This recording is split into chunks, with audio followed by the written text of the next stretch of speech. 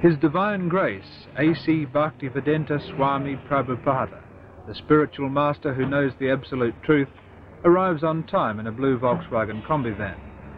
For members of the Hare Krishna sect, it's the first coming. For the press, just another Indian mystic.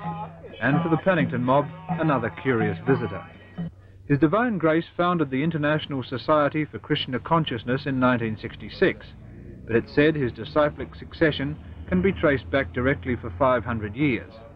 According to his followers, he's the divine representative of God, and he's completely pure. Basically, the movement he heads is austere and exclusive.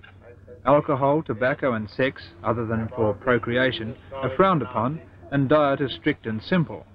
Disciples surrender everything they own when they join the movement, and they survive on money from publications, donations, and they say Krishna.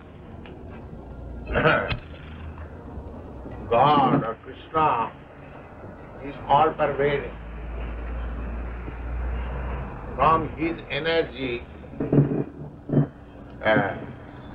the 5 elements, material elements. The history of the movement, they say, can be traced back 5,000 years, when Krishna first spoke the truth in India. These days, the headquarters are in Los Angeles, where, according to one member, there are more frustrations. But today they say the most perfect person in the world is in this Paddington flat, and the 50 members of the Sydney branch are ecstatic. Today, say the disciples, is a day of rejoicing, of peace, love and humility.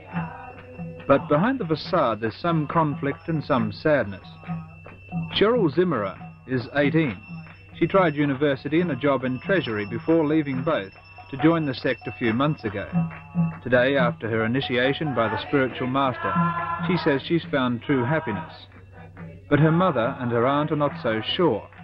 For them, the ceremony represents an alienation from the type of life they hope Cheryl might lead. Well, I'm not happy with it. I don't go along with it, but it's her life. It's what she wants. So my husband and I make the best of it.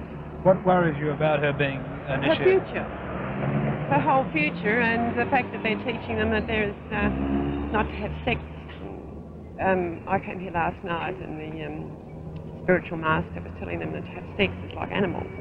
Yeah. Well, this isn't the way I've brought my children up. And to hear this sort of thing, I'm wondering what her future is. She's given up university to do this, given up everything, she's not working. And I can't see any future in it at all. What's going to happen in 10 years' time?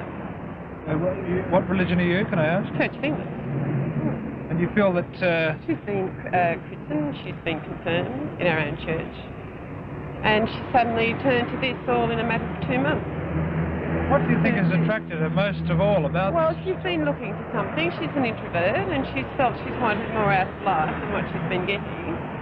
And she's obviously getting it, isn't she? Because she's, her ideas... She seems very happy since she's been here, doesn't she? Her ideas coincide with these people's ideas.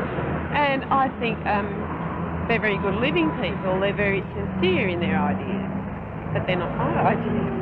This is one of the things you don't particularly appreciate. No, I can't see the point of doing this. Sure, why do you in fact prostrate yourself like that?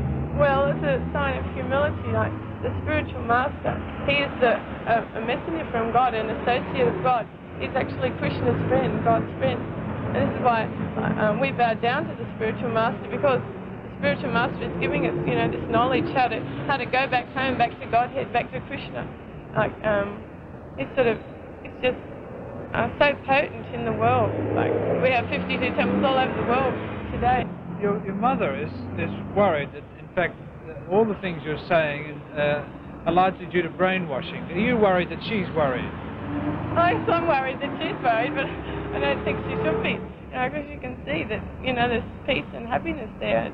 You know, completely. Everybody has one goal, and you know, there's no sort of bad relationships in the temple. People realise that we're all spirit souls, all part of Krishna.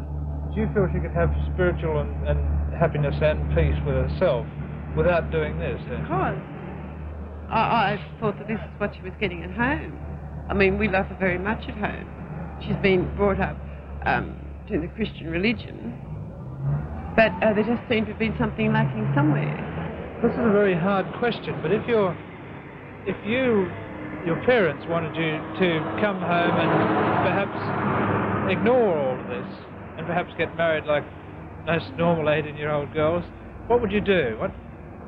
If they wanted me to, I'd say I can't, because, you know, we're all spirit, soul, and we're only on this lifetime. Our lifetime is like an eye wink in the eternal time. So, you know, we have to try to go back home, back to Krishna as soon as possible. But there's no other bona fide spiritual master. This spiritual master is pure. You can tell just by association that he is pure. You can find out for yourself just by association. We don't ask you to believe, you know, that he is pure.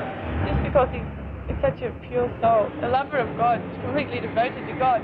So Krishna says, you know, if you serve the spiritual master, well, then it's it's better than serving me. You know, it's better. Krishna would rather you serve the spiritual master than he would to serve him, because the spiritual master is the friend of Krishna. That's